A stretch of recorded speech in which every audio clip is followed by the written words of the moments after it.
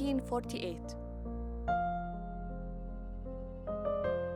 For Palestinians, that year is Al-Nakba, or the catastrophe.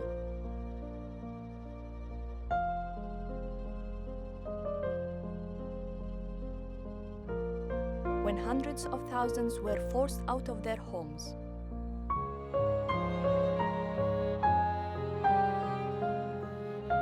For Israelis, that year marks the creation of the State of Israel.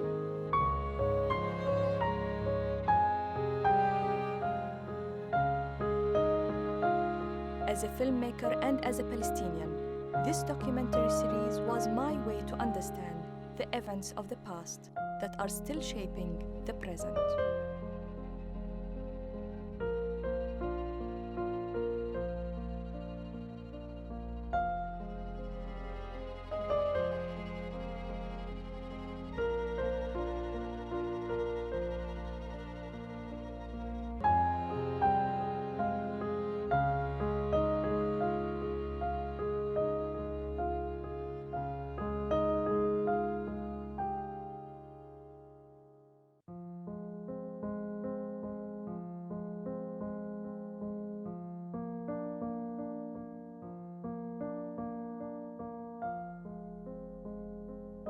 From early 1948, Jewish paramilitary forces began to seize more land in Palestine.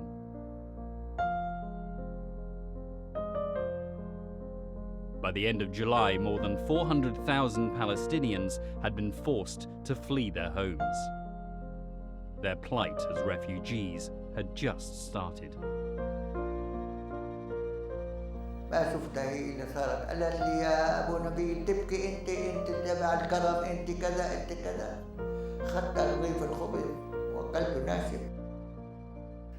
احنا ذقناها والله ذقنا مجاعة ليوم المجاعة. السياسة كله كلام صار، تسمع فلان نعمل نسوي محاضرات على الفاضي. ضعنا وضاعت علينا فلسطين وضاعت كل الدنيا. بتقول يا الله والله عمرنا ما نرجع، كان رجعوا الأرمن والشيشان إحنا بنرجع، كل تعكر كان عمرنا نرجع. أمان الله ما زل عليك. إحنا ذقناها والله ذقنا مجاعة ليوم المجاعة. قلت لها يا ام نصرات الله يطول عمرك، اعطيني رغيف خبز، زعلان انا. صرت ابكي. ما شفتها هي اللي صارت، قالت لي يا ابو نبيل تبكي انت تبع الكرم، انت كذا انت كذا. خدت رغيف الخبز وقلته ناشف، سحبت حالي ورميت على ماشي. قعدنا تحت الشجر رغم لا اكل ولا شرب ولا شيء. بعض الناس باعوا الصوف اللي في الفراش اللي عندهم حتى انهم بس يشتروا طحين وقمح. اخوي الاصغر كان عمره 3 سنين في ذلك الوقت، اسمه علي، مرض، لم نجد العلاج، مرض بسيط، ساب، توفي. شرينا الجهاز تبع السكر هذول ابو عز ازرق قال لي وابو عز احمر. وخيطناهن زي بيت الشعر وقعدنا في الوعر. وين نقعد يعني في المدينه او في الكريم؟ والله كلش لا، قعدنا في الوعر. كلش يعني مره من المرات والله بلكينا رغيف خبز ناكله. لا والله راحت رحمه الله عليها صبحه اللي هي امي. في هالايام طلقت علج، تعرفين العلج؟ تجيبوا وتسلقوه وتعالوا سمنته الزيت مع راس البصل وناكله بدون خبز. انا بعشق دغري. هذا اللي بكى صار معنا في هالهجره. قعدنا تحت زيتون ضرب الله، ضجت الطياره رشت ما ثبتناش. قالوا بعدين هي اللي يحكونا هين روحوا تضروا على القفر من درب الله ضغط. رحنا على القفر بدنا نقعد في الشواسع. قالوا لنا في عين فواره ينزلوا عليها بين الودان. لما قعدنا قاعدة الداية تبعت بلدنا اللي ودها يا باي هافت الجبال واحنا في بالنا الواد. لا بتقول يا الله والله عمرنا ما نرجع، كان رجعوا الأرمن والشيشان إحنا بنرجع، كل تعكل كان عمرنا نرجع. الله يرحمها توفت. ضلينا قاعدين 3 أشهر تحت الزيتون. كنا ساكنين كل عيلتين في خيمة من هذول الكبار. يعني في الشتاء يتخلعوا الأوتاد، نروح نحط حجار عليهم ونروح نمسكهم في الشتاء ونمسك في العمود خوف إنه ينخلع بسبب الريح والمطر. United Nations mediator in Palestine, Count Volker Bernadotte. In May 1948, Swedish diplomat Count Folke Bernadotte was appointed as UN mediator in Palestine. His mission was to seek a peaceful settlement. And I believe, and I think I have the right to believe, that we sooner or later, it might be sooner, can get a settlement and stop the war in Palestine. Count Bernadotte surveyed the devastated Palestinian villages and visited refugee camps in both Palestine and Jordan. The scale of the humanitarian disaster became apparent. He witnessed cramped living conditions, long queues for basic food, and scarce medical aid.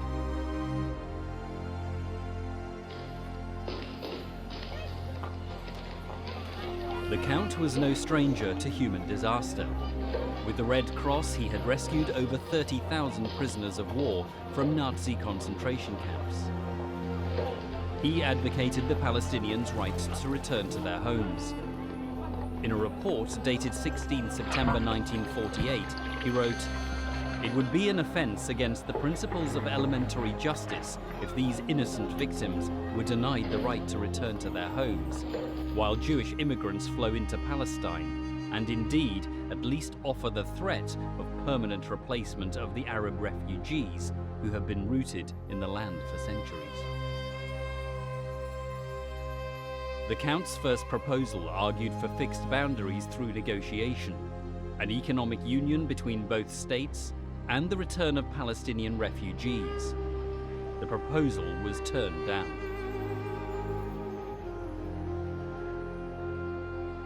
I hope that I will continue my mission as mediator for Palestine.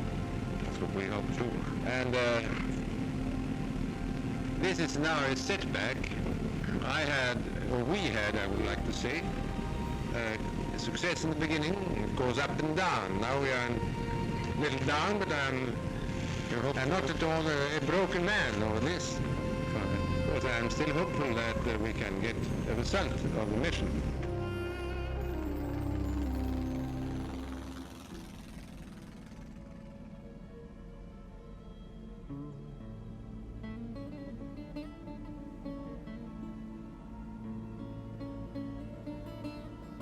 كنا مستقبلينه، عندي صورة، كنا مستقبلينه بنفس اليوم على أرض مطار قلمدية، أنا وعارف العارف عبد الله التل، أنا الصحفي الوحيد في الصورة. أنا الحقيقة اللي غطيت الخبر.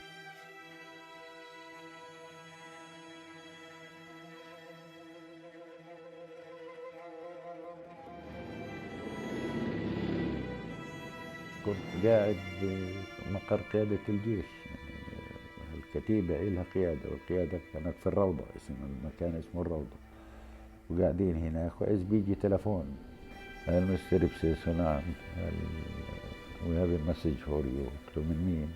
I'm a commander Stafford. قلت له شو هي؟ قال لي تعال. رحت عليهم رأسا، لا أقول لك قلت بأن انقتل. On September the 17th, 1948, the day following his UN report, the motorcade of Count Bernadotte was ambushed in Jerusalem. He was shot at point-blank range by members of the Jewish Stern Gang. Palestine, and from Jerusalem, the bodies of Count Bernadotte and the French truce observer Colonel Serrault are conveyed by ambulance to Haifa.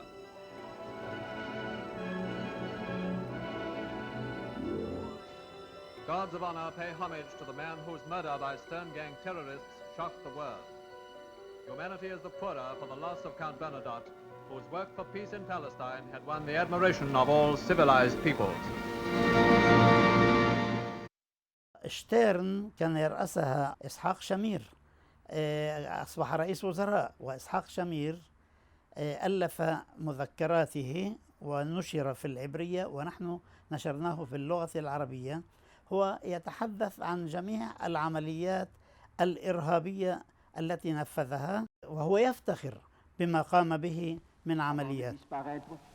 Le comte Bernadotte avait envoyé à notre organisation son dernier rapport contenant des suggestions précises pour un règlement définitif du problème palestinien. Que ces suggestions comportent en première ligne, comme les recommandations de novembre 1947, l'établissement à Jérusalem d'un statut international. The UN Partition Plan of 1947 had declared Jerusalem to be governed under a special international regime and administered by the United Nations. The city, holy to both Arabs and Jews, would belong exclusively to neither. Israeli forces annexed neighborhoods in what is now known as West Jerusalem. Israel continued its expansion. Air raids, incursions, and expulsions escalated. By December 1948, the number of Palestinian refugees soared to over 700,000. The United Nations General Assembly responded by adopting Resolution 194. This stated that refugees who want to return to their homes and live in peace with their neighbors should be given the right to do so as soon as possible. Israel is a child of the United Nations, and it is determined to remain loyal to its parent body.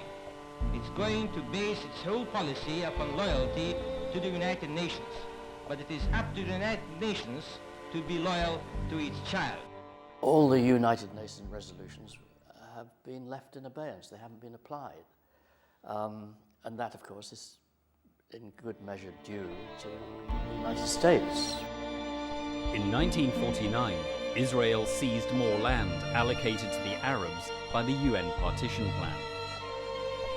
By April 1949, the gravity of what Palestinians called the Nakba, or catastrophe, was becoming clear. More than 400 villages and 11 cities were destroyed. Over 700,000 Palestinians had become refugees from the land that would become the new state of Israel. Over 13,000 Palestinians had been killed, more than 30,000 injured.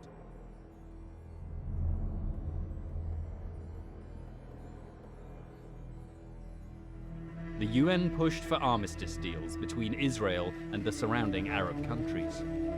With Count Bernadotte's murder, the negotiations were now headed by his deputy, the American mediator Ralph Bunche.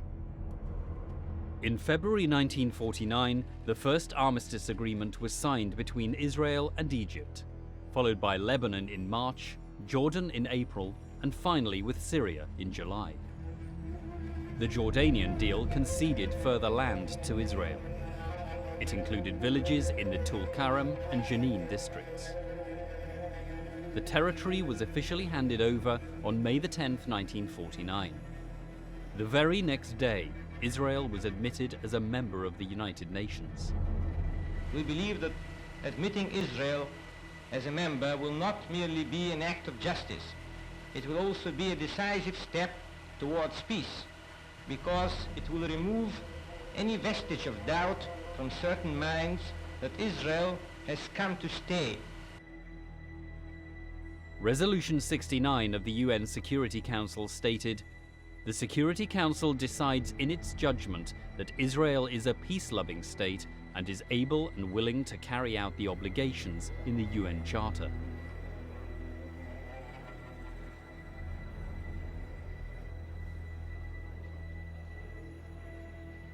In protest, Arab delegates to the UN walked out of the General Assembly. The American diplomat Ralph Bunche, architect of the armistice agreements, was awarded the Nobel Peace Prize. I had been awarded the Nobel Peace Prize for this year. I am, of course, extremely happy and highly honored. Whatever I was able to do in Palestine was a result of the fact that I was backed by the great international peace organization, the United Nations. Israel's representative to the UN, Abba Eban, declared, "There is no need to pursue peace. The armistice is enough for us. Peace would lead the Arabs to ask for a price, border changes, or the return of refugees, or both." I wrote a very long book called The Iron Wall, Israel and the Arab World. But it has a very simple idea, or a very simple theme that emerges, and that is that Israel, throughout its history, has been all too ready, extremely ready to resort to military force, and remarkably reluctant to engage in meaningful diplomacy with its Arab neighbors. في نفس الأسبوع الذي وقع فيه بن غوريون اتفاقية الهدنة مع سوريا في 20/7/1949، في نفس هذا الأسبوع جمع 24 خبير في المساحة وفي التوراة وفي التاريخ وفي الجغرافيا، وقال لهم امسحوا كل آثار فلسطين وضعوا عليها أسماء عبرية، وانطلقوا في هذا الاتجاه، والخرائط الإسرائيلية لليوم تعكس هذا الكلام. The sole remnants of Palestine were split into two separate parts. In April 1950, the eastern portion was annexed to Jordan and named the West Bank. The narrow coastal band in the south was put under Egyptian administration and named the Gaza Strip. The word Palestine was erased from history, politics, and economics. إنه في ظرف سنة أصبحت فلسطين منزوعة من الذهن الغربي. لا يمكن أن يكون هذا نجاح للإعلام الصهيوني في ظرف سنة أن يمحو دولة عن الخارطة، يعني موجودة في الذهن، وأصبح عندما يسأل عن فلسطين أكنه يسأل عن حاجة غيبية.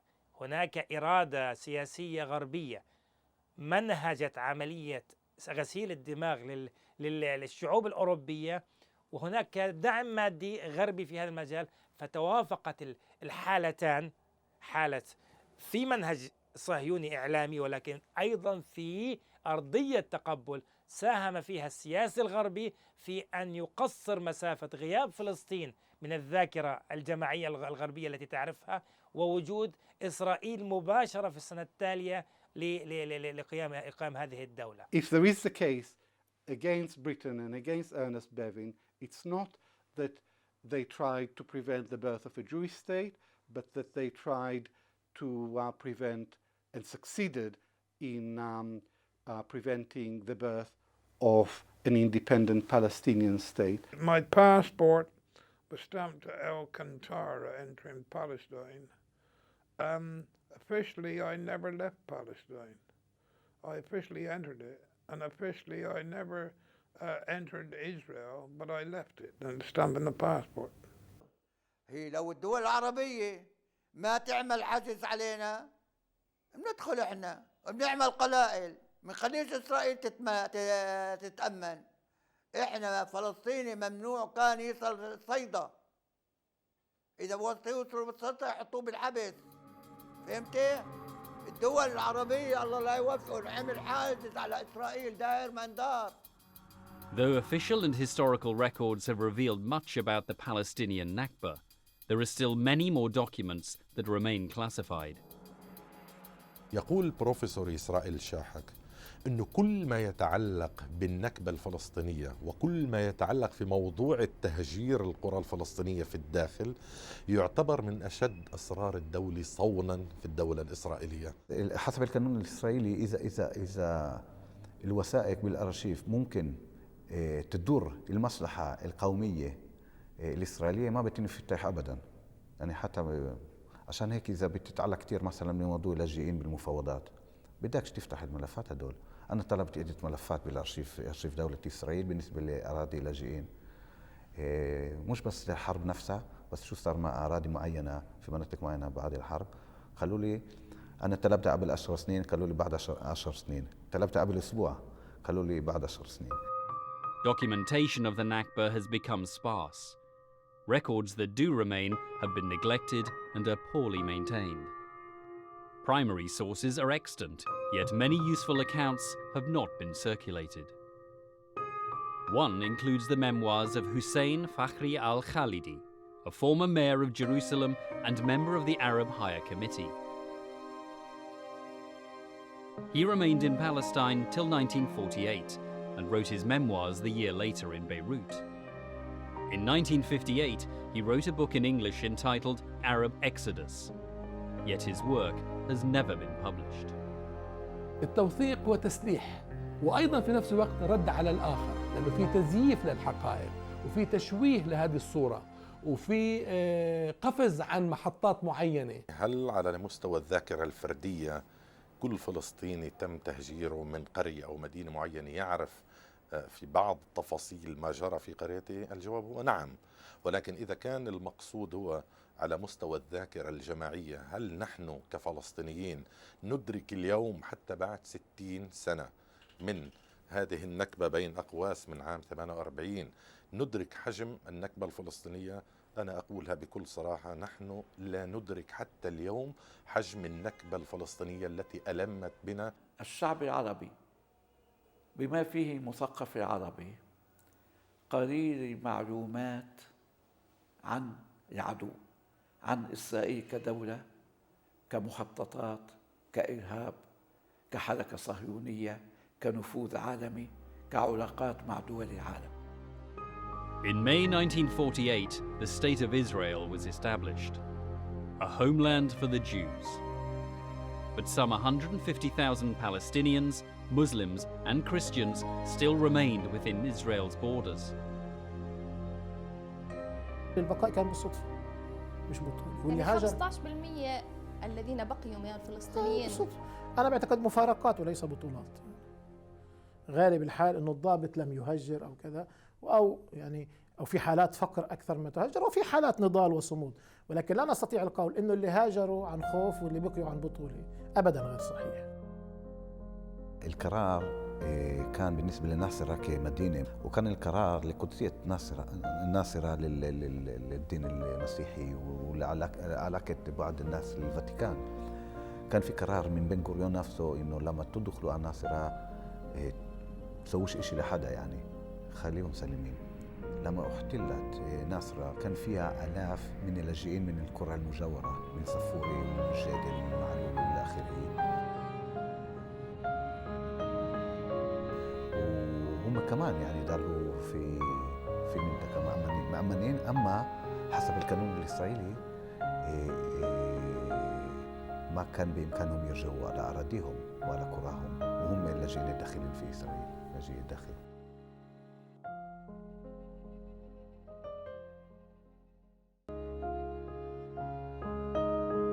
This is Safaria today, just one among hundreds of Palestinian villages whose traces have almost been wiped away. Forced to flee their homes in Safaria, most inhabitants headed towards Lebanon and Syria. A few found refuge in the nearby city of Nazareth. They called their new neighborhood Al-Safafra. Their former homes are less than 2 kilometers away, but strictly out of bounds. Safaria has been renamed Zippori. In northern and western Galilee, the Israeli army allowed some Christian and Druze villagers to remain in their houses. Many Palestinians saw this as a crude attempt by the Israelis to sow division in Palestinian ranks by playing on religious differences. المحاولة كانت هي محاولة ضرب إسفين عندما توجهوا لبعض اللاجئين البصة من الطائفة المسيحية في العودة، وكانت هناك رفض مطلق من قبل أهل البصة المسيحيين، وكان موقفهم واضح جدا: يا منرجع إحنا وأهلنا المسلمين من البصة، يا ما بدنا نرجع في المرة. معظم أراضينا صودرت، ويعني شخصيا أسرتي فقدت مئات الدنومات من الأرض بعدة قوانين. هناك أكثر من 30 قانونا لدى الإسرائيليين كلها تؤدي إلى مصادرة الأرض. من طرائف هذه القوانين مثلا أنهم أرسلوا للمرحوم والدي ولأعمامي أمرا يمنعهم من دخول قطعة أرض للتدريبات العسكرية. وبعد 3 أعوام أرسلوا أمرا بمصادرة هذه الأرض. ذهب والدي وأعمامي إلى المحكمة يحتجوا. قيل لهم القانون يقول إن الأرض التي لا تزرع 3 أعوام تصادر. قالوا ولكن الذي منعنا من زراعة هذه الأرض 3 أعوام هو جيشكم، هذه أوامر الجيش.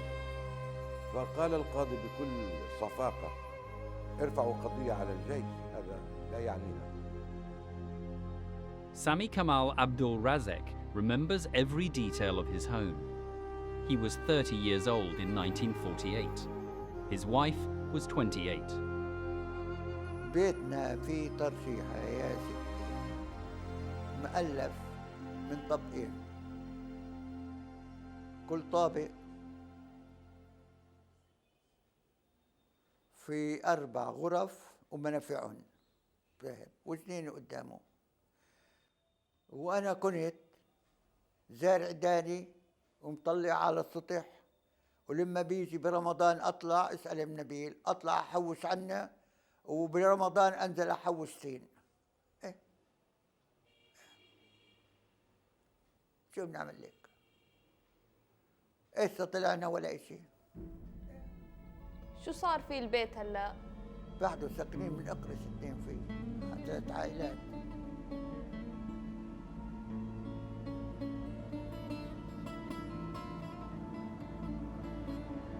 هسه كنا ساكنين فيه ندفع أجار أموال متروكة. يوم إجوا قالوا بدهم يبدلونا، إحنا ما قبلنا نبدل بقرض بالأرض هون بالدار. عاودوا رجعوا قالوا أو بتشتروها أو بتطلعوا منا. اشترينا دفعنا إحنا ودار سلفي، كنا النص وإحنا النص. قناطر الكل بيجي بشوف وبيستحليهم. إجا واحد من محامي من دير الأسد عدة هذا يجيب معلم ويشوف ليعمل زيهم. بنعرف إنه يقولوا هاي الدار لفلان لكمال عبد الرازق هيك. اللي هو أبو سامي. أبو سامي أي نعم. Neither Sami Kamal Abdul Razek, his children, nor his grandchildren are allowed to return to their family home, not even to visit. It's the same story with countless other Palestinians in the diaspora, estimated to number over 6 million today. Palestinian houses appropriated by Israel stand as a testament to an abiding injustice. The original occupants and owners are now scattered across the world.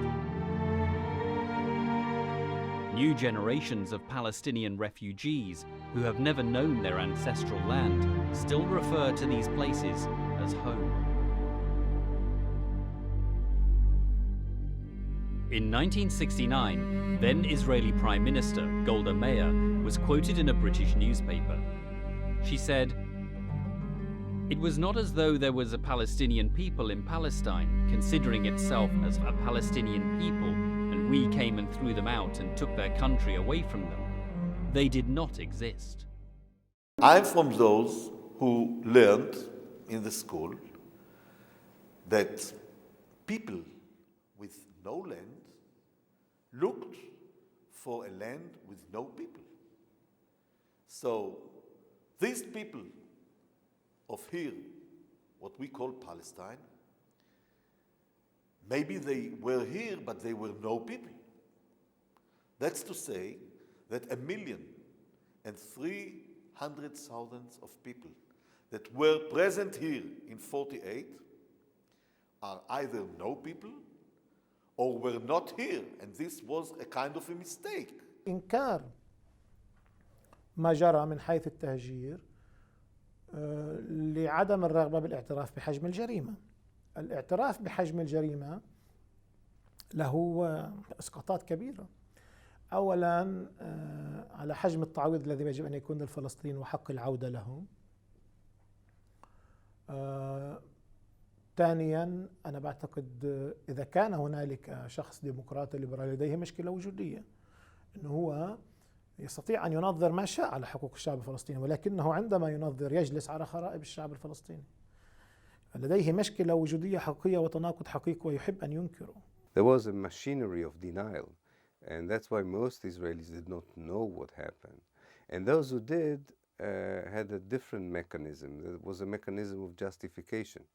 They decided if our forefathers expelled the Palestinians, there was a good reason for this. And they were taught not to talk about it in public because it embarrasses Israel.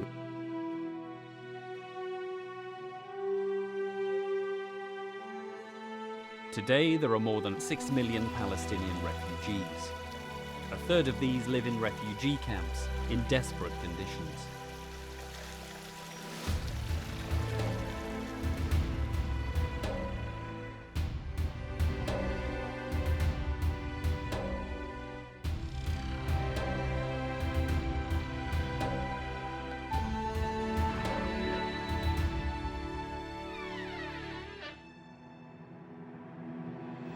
سياسة كلها لا نعمل بنسوي كل محاضرات على الفاضي. احنا ضعنا وضاعت علينا فلسطين وضاعت كل الدنيا علينا. طلعت ولد من البلاد صرنا اختيارية أنا وأولادي. طب وين الوعي اللي عندنا؟ وين التقدم اللي عندنا؟ وين الوطنية اللي عندنا؟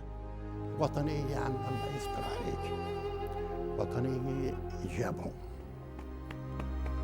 يبني ويعلي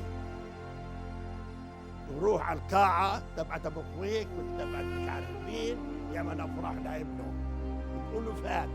طالت تصور يعني صار بده يصير 60 سنة واحنا بننتظر اليوم وبكره.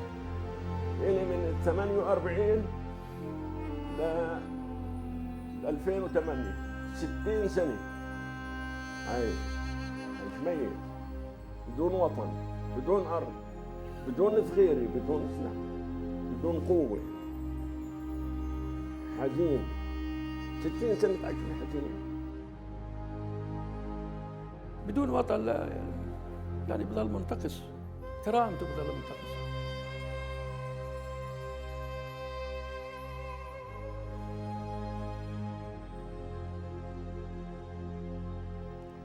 والله وحياة أبوك والله ومحمد الليلة هذه نفس الليلة ما عمري حلمت حلمي في التلفزيون إلا في البلد.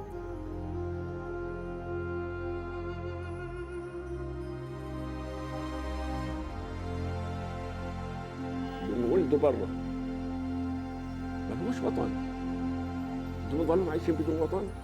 إذا الأمل العودي لازم يكون مزروع في نفوسهم، ما بصيرش يفقدوا دينهم.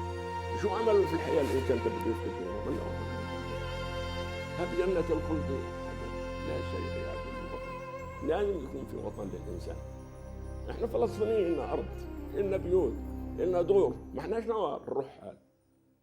ناس زينا زي بقية العالم، منتمين لوطننا، لأرضنا، لبلدنا. ما انخلقناش عبث في هذا الكون وطلعنا. I find it terrible to reflect on the fact that we still have those refugee camps which were created in 1948 here in Lebanon and elsewhere. I mean, it's a worse situation than there ever were, both in their conditions and in their prospects. القضية الأولى هي قضية اللاجئين. هكذا بدأت قضية فلسطين. ما في حل لقضية فلسطين بدون حل قضية اللاجئين. إن طرد الناس من ديارهم هو جريمة حرب، ومنعهم من عودتهم إلى ديارهم هو أيضا جريمة حرب، لأنه معناه تكريس لجريمة الحرب الأولى، فمعناه استمرار لذلك. ولذلك يعني يجب أن نركز على أن إسرائيل لم فقط تقترف جريمة حرب عام 48 بل تستمر فيها إلى اليوم. 60 عاما من مأساة وتعاسة الشعب الفلسطيني، تخاذل وإهمال الأمة العربية وخاصة الحكومات العربية، وحشية وإرهاب العدو الصهيوني، وتآمر وظلم العالم بأجمعه. Jerusalem holds great importance to the three main monotheistic religions.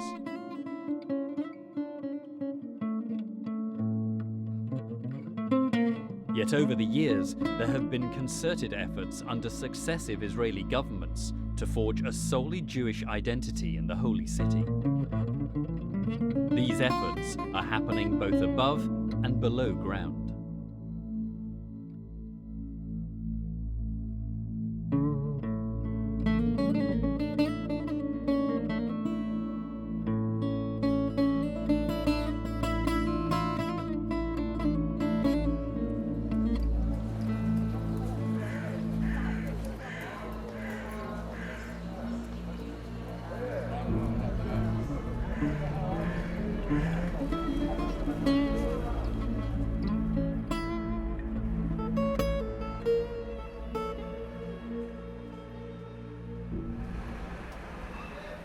نفق مفتوح، نفق مقترح تحت الإنشاء.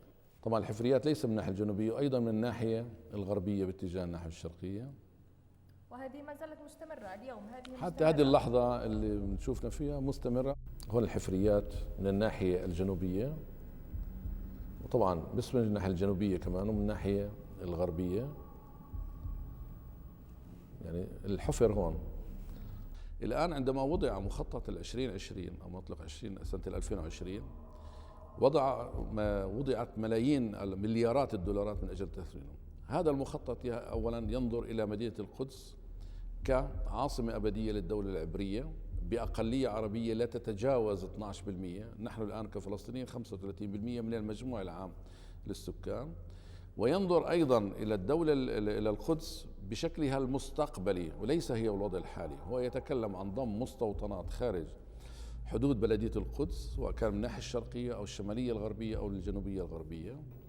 طبعا الهدف منها هي إخراج التجمعات الفلسطينية للخارج وضم الكتل الاستيطانية اللي هي هذه اللي داخل حدود البلدية. بهذه العملية كم فلسطيني تم إخراجه؟ الجدار أخرج 125 ألف فلسطيني بضربة واحدة. المزيد من الأرض والأقل من العرب، هذا هو جوهر الفكر الصهيوني والسياسة الصهيونية. نحن نكرر نفس الأخطاء. قبل 48 كانت حركة وطنية منقسمة إلى أحزاب تقوم على أرضية التنحر العائلي. اليوم عندنا حركة وطنية فلسطينية منقسمة إلى أحزاب تقوم على أرضية التناقض الأيديولوجي والتناقض على الصلاحيات والمصالح. نفس الشيء. لم يتغير شيء، يعني رغم تكرار الدرس لكننا لم نتعلم الدرس. نفس الشيء في عام 1948 كنا نراهن على بريطانيا، يعني كانت قيادتنا تعمل على أساس أن تجمع الصيف والشتاء تحت سقف واحد، معاداة الحركة الصهيونية وصداقة بريطانيا. اليوم نحن نفس الشيء، يعني الذي تغير في الموضوع الولايات المتحدة الأمريكية حلت محل بريطانيا. نفس الشيء، كان في عندنا تجاوزات وفي عندنا كما قلنا خوات، وكان عندنا تجاوزات وكان عندنا خوات. 1948 كان بتقودنا القيادات إقطاعية واليوم بتقودنا قيادات برجوازية.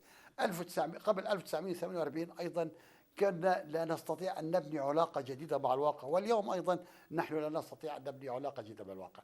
قبل 1948 كنا الشعب كان أساء اختيار القيادة، واليوم أيضا نحن نسيء اختيار القيادة. أنا أعتقد أنه اليوم إذا كنا نتكلم عن نكبة لم تبدأ عام 48 هي لم تنتهي عام 48. There's a new Nakba taking place as we talk. It just doesn't have the same features and characteristics of the 48 Nakba. The 48 Nakba was in one period of time, very dramatic and massive. The present Nakba is a very slow process of expulsion, annexation, demolition of houses, imprisonment of people. It's going on for 40 years. It's in a way, it's a new version of the same idea of how to cause the Palestinians to leave Palestine.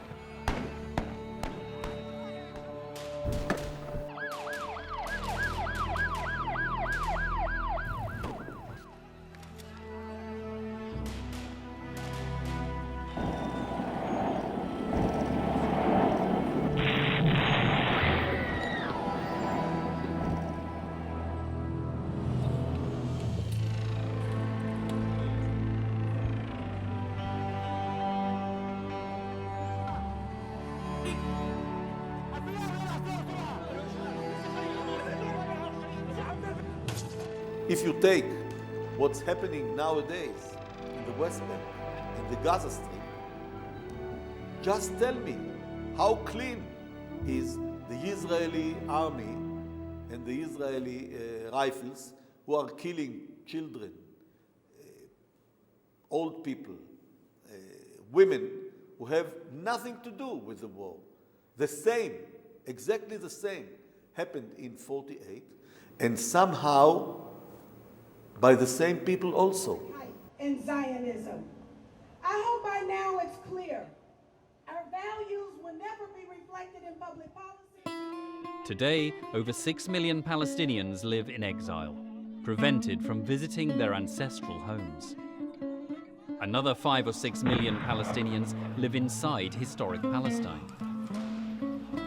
In the Gaza Strip, 2 million Palestinians are squeezed in a tiny area with strict internal and external control. In the occupied West Bank, Israeli settlements and checkpoints are part of everyday life. Israel claims that the checkpoints are vital to stop Palestinian violence. But critics say they are a form of collective punishment, effectively sealing off Palestinian cities and jeopardizing any hopes for peace.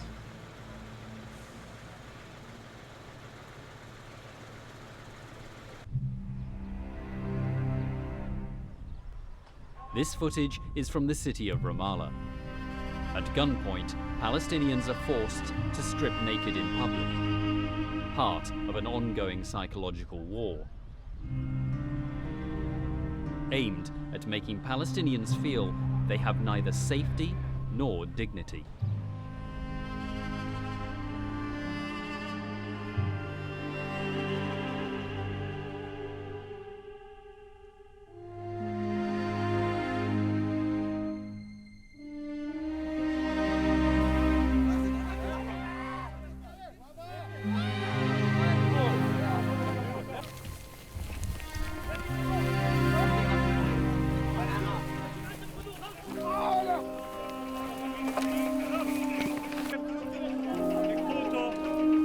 Many things have not changed since 1948. This man covering his face is a Mustarivin, the name given 60 years ago to the Jewish paramilitaries who disguised themselves as Arabs to carry out covert operations. Today, the mission remains the same.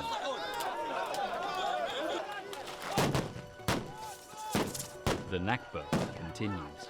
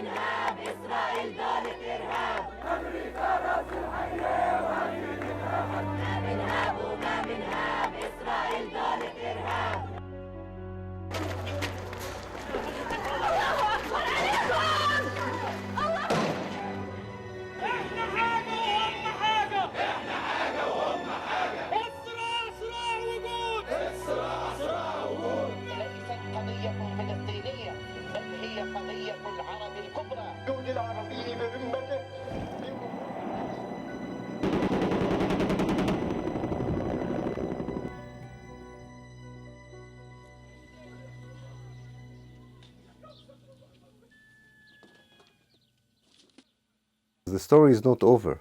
You have to see how the whole story would end, because the ethnic cleansing operation continues and the resistance to the ethnic cleansing operation continues. ما بني على باطل يكون باطلا أيضا. المؤسسة الإسرائيلية دائما تتحفنا بالمفاجآت، وأنا لا ألوم من هو يخطط ويعرف أنه يخطط لمصلحة مشروعه، المشروع الفكري الذي يخدم ليل نهار. أنا ألوم أنفسنا ماذا نحن نفعل لكي نضمن عدم نجاح أي مخطط مستقبلي أو أي مشروع مستقبلي يمكن أن يكون أو أن يشكل بالفعل فصل آخر وجديد من فصول النكبة المستقبلية. رغم مرور هالعمر الطويل لا يزال على ثقة تامة أن بقاء إسرائيل يستحيل، شرط أن تتبدل الظروف في الوطن العربي، شرط، ويعتمد على تعبئة الشعب العربي في القتال. الشعوب ما حدش بيقدر يقهرها. هي قضية العرب اللي تجسدت في فلسطين، الهدف كان العرب. الشعب اللي دفع ثمن السيطرة على العرب هو فلسطينيين، لأنه كانوا بالطريق. لو كان أي شعب تاني بالطريق كان هو اللي دفع الثمن. ما في شيء فيهم مختلف. الشيء المختلف فيهم أنه هم الذين وقفوا في الطريق، وكان يجب إزاحتهم. من أجل ماذا؟ من أجل الحالة التي يعيشها اليوم في العالم العربي، تكريس الحالة السلطانية، الحالة المملوكية، تكريس حالة التشرذم، تكريس حالة الطائفية، تكريس حالة التخلف، تكريس التبعية للغرب، عدم السيطرة على الثروات. أنا بشوف كل هذا بالنكبة. أنا لا أرى النكبة فقط حدث حصل، ولذلك نحن مهتمون جدا بهذا اليوم 60 بالقرن. ليست قضية الفلسطيني والعربي بيتضامن، هي قضية العرب عبر نكبة الشعب الفلسطيني، عبر تشريد الشعب الفلسطيني. نحن اليوم كما كنا في الأمس وكما سنكون في الغد على مفترق طرق. إما أن نعد العدة لاسترجاع فلسطين، أو نقبل بالأمر الواقع ضاعت فلسطين، وسيضيع معها وبعدها أجزاء كثيرة من الوطن العربي.